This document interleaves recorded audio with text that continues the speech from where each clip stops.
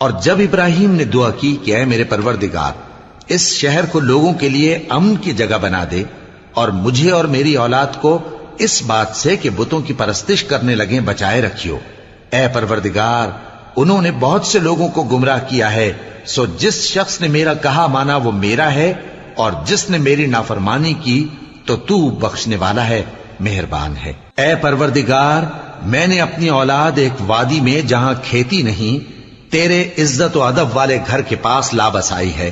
اے پروردگار تاکہ یہ نماز پڑھیں سو تو لوگوں کے دلوں کو ایسا کر دے کہ ان کی طرف جھکے رہیں، اور ان کو میووں سے روزی دیتے رہنا تاکہ تیرا شکر کریں۔